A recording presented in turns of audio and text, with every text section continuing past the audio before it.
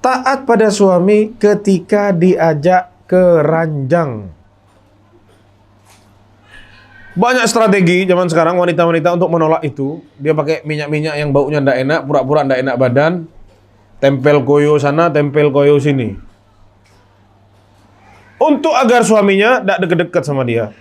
Dia yang rugi, wallahi dia yang rugi.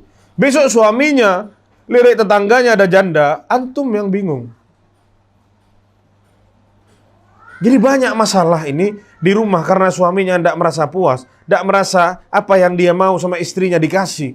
Betapa sulit istrinya untuk memberi kenikmatan kepada suaminya. Akhirnya dia berpikir yang aneh-aneh. Yang bertakwa kepada Allah, dia mungkin nikah lagi.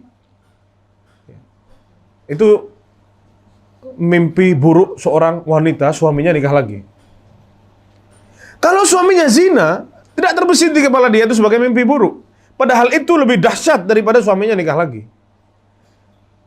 Terkadang, ya suaminya merasa kurang, istrinya tidak bisa kasih.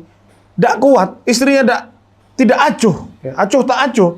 Ya sudah, yang penting saya sudah gini, yang penting saya sudah gitu. Ya apa katanya suaminya. Akhirnya suaminya nikah lagi. Terus suaminya yang disalahin. Jadi ini perlu hati-hati para ibu-ibu. Urusan ranjang nomor 1.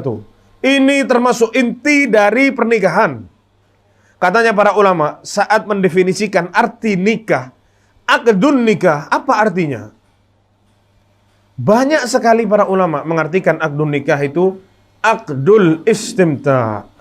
Akad saling menikmati antara laki-laki dan wanita. Rasulullah SAW bersabda masalah ranjang ini para ikhwah sekalian, idza da'a ar-rajulu imra'atahu ila firashihi fa'abat an taji'a la'anatha al-malaikatu hatta tusbih. Jika seorang pria ngajak istrinya ke ranjang, lantas si istri enggan memenuhinya, maka malaikat akan melaknatnya hingga waktu subuh. Dilaknat sama malaikat. Sama para penghuni langit dilaknat. Malaikat jumlahnya ada berapa? Wallahu a'lam. Ada suatu hadis yang ngasih tahu kita betapa banyaknya penghuni langit dibandingkan penghuni bumi. Kata Rasulullah SAW, tidaklah ada satu jengkal tempat di langit, melainkan di situ ada kepalanya malaikat sujud kepada Allah Subhanahu Wa Taala. Setiap jengkal ada malaikat sujud kepada Allah Subhanahu Wa Taala. Apakah di bumi setiap jengkal ada orang? Bisa, ada orang? Tidak ada. Bumi ini masih banyak tempat kosongnya gitu. Lautan banyak yang kosong, ya daratan apalagi banyak yang kosong. Langit dengan sebesar itu yang kita tidak tahu di mana ujungnya, setiap jengkal ada malaikat sujud kepada Allah Subhanahu Wa Taala. Melaknat wanita yang tidak mau diajak sama suaminya. Apakah ini bukan sesuatu yang mengerikan? Didoakan sama malaikat, naudzubillah. Dan juga diriwayatkan oleh Imam Muslim, ya, walladzi nafsi biyadihi ma min rajulin yad'u imra'atahu ila firashiha fata'ba 'alaihi illa kana alladhi fis sama' sakhitan 'alaiha hatta yarda 'anha.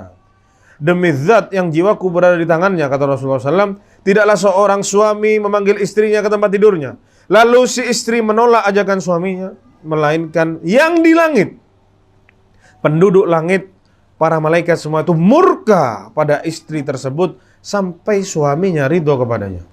Istrinya harus minta maaf sampai suaminya meridhoi lagi. Berat, ya. Tapi jika dijalani, jika si istri sudah tahu, ini sesuatu yang mudah. Ya. Ini adalah dalil kata Imam An-Nawawi, ya, bahwasanya haram bagi wanita menolak jika diajak suaminya, ya, tanpa udzur. Kalau dia sakit, dia tidak mampu, ya sampaikan ke suaminya. Suaminya jangan maksa-maksa. Apalagi haid, ya.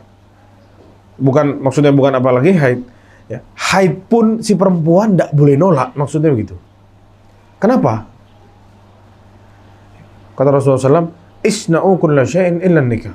Bagi wanita yang haid, buatlah semuanya silahkan kecuali tidak boleh di kemaluannya. Karena meskipun wanita itu haid, suaminya masih bisa menikmati. Meskipun haid, tidak boleh nolak istrinya. Ya, apalagi tidak haid. Namun jika ada halangan yang lain, sakit atau kecapean yang sangat misalkan, ya maka itu termasuk uzur dan suami harus memaklumi itu.